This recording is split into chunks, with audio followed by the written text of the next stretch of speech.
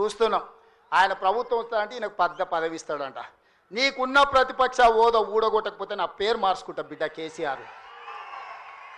2023లో నిన్ను ఓడగొట్టిన, 2024లో నీకు గుండు సున్నా ఇచ్చిన, సర్పంచ్ ఎలక్షన్లో పాతరేసిన, మున్సిపల్ ఎన్నికల్లో ఉప్పు పాతరేసిన, జూబ్లీ హిల్స్ కంటోన్మెంట్లో నీకు గోరి కట్టిన, వచ్చేసారి ఆ గోరి మీద మా కాంగ్రెస్ పార్టీ కార్యకర్తలు జెండా ఎగరేస్తారు.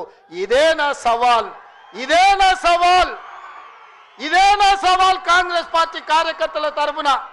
చూసుకుందాం కేసీఆర్, నువ్వు నేను వచ్చే ఎన్నికల్లో నువ్వా నేనా, ప్రజా పాలన పాపాల భైరవుడా, మా కాంగ్రెస్ పార్టీ కార్యకర్తల లక్షలాది మంది 10 ఏళ్ళు కేసులు కట్టుకొని జైలుకు పోయి ప్రాణాలు వదిలి ఊపిరి బిగబట్టి జెండా మోసి అధికారంలోకి వస్తే పాపాల భైరవుడు రావాలి, ప్రజా పాలన పోవాలి అని మాట్లాడడానికి నీకు సిగ్గెట్లొచ్చిందని నేను అడుగుతున్నా మనిషిని.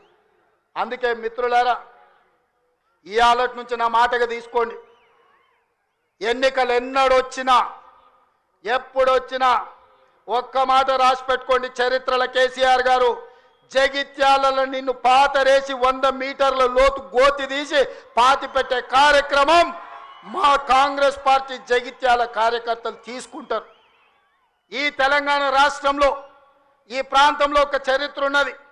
94 నుంచి 2004 వరకు 2 సార్లు తెలుగుదేశం అధికారంలో ఉన్నది. 2004 నుంచి 2014 వరకు 2 సార్లు వైఎస్ఆర్ నాయకత్వంలో అధికారంలో ఉన్నది.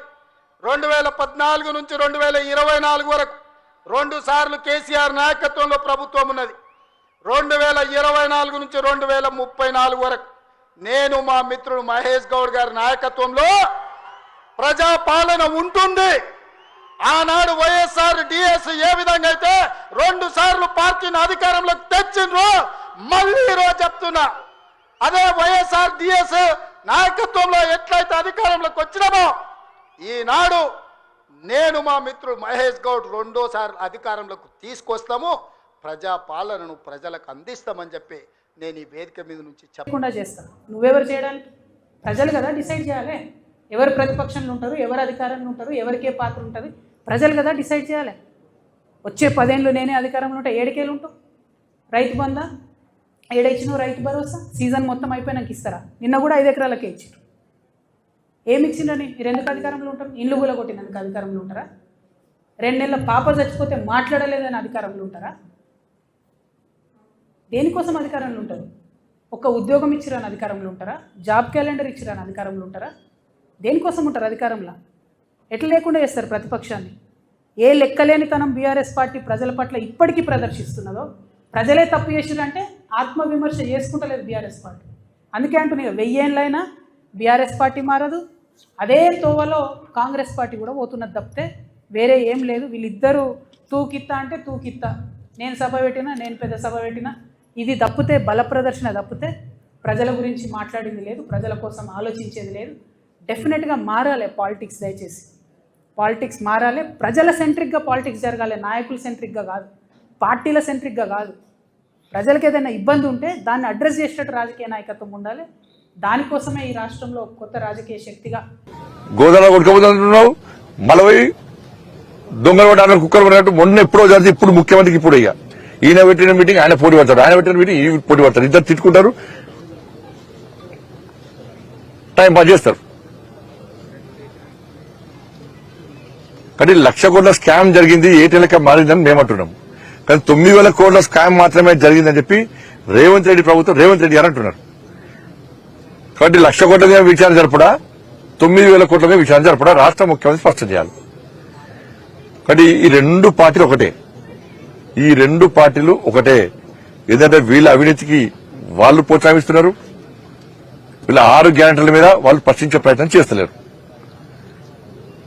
ఒక్క కేసీఆర్ కుటుంబం మీద ఒక్క విచారణ జరపడం ఇంతవరకు ఒక్కరి మీద కనీసం చర్య తీసుకున్న పాపనాలు పోలేదు. నీకు చదవాలని చెప్పు, 1,00,000 కోట్లు స్కామ్ జరిగినా కూడా నాకు రాసే దమ్ము లేదు, కేసీఆర్ కుటుంబాన్ని మీద విచారణ జరిపే దమ్ము లేదని చెప్పి ఒప్పుకో, ముక్కుడు ఎలాగ రాయి. బట్ ఈ విషయంలో ఇవాళ తెలంగాణ సమాజం జాగృతమైంది. తప్పకుండా రెండు పాటకు గుణపాఠం చెప్పడానికి ఇలా ప్రజలు సిద్ధంగా ఉన్నారు. భారతీయ జనతా పార్టీ సిద్ధంగా. కేసీఆర్ గారిని కూడా ఇంకా చివరిసారి చెప్తున్నాం ముఖ్యమంత్రి గారు, కేసీఆర్ గారిని ఇప్పటిదాకా ఎన్ని మాటలన్నా పడ్డం, ఇక్కడ నుంచి కేసీఆర్ గారిని నువ్వు వ్యక్తిగతంగా దూషిస్తే మాత్రం నీ నాలిక చీరేసే రోజు కూడా వస్తుంది. తప్పకుండా యాది పెట్టుకో. ఎవడు 100 సంవత్సరాల కోసం పుట్టలేదు, ఎవడు 1000 సంవత్సరాలు ఉండడు. పక్కా చెప్తున్నాం, ముమ్మాటికి మళ్ళీ అధికారంలోకి వచ్చేది బీఆర్ఎస్ఏ. నువ్వు చేసిన నీ దిక్కుమాలిన పరిపాలన వల్ల అతలాకుతలమైన రాష్ట్రాన్ని మళ్ళా గాడిన పెట్టే సత్తా ఉన్న నాయకుడు కేసీఆర్ గారు మాత్రమే.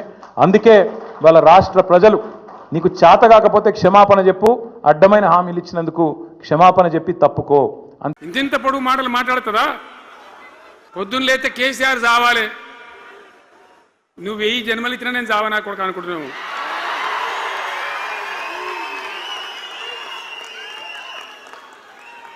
ఏది ఉట్టి ఉట్టి అని ఉంటుంది. ఇప్పుడు మీకు తెలుసో లేదో కానీ ఇప్పుడు ఈ మధ్యలో ఫ్రిడ్జ్లు మోపోయిన మునుపు ఉట్టి అనేది ఉంటుండే. ఎండిపోయిన చేపలోకి నీ రొయ్యలో అవి ఉంటే మరుగులు ఉంటే దానిలో పెడుదురు. పిల్లికి అందదా ఉట్టి, కింద కూసుకొని శాపం పెడతా ఉంటుంది. తెగాలే పడాలి, తెగాలే పడాలి. పిల్లి శాపానికి ఉట్టి తెగుతుందా? మరి విధవారు కేసీఆర్ చావాలంటే కేసీఆర్ చస్తాడా?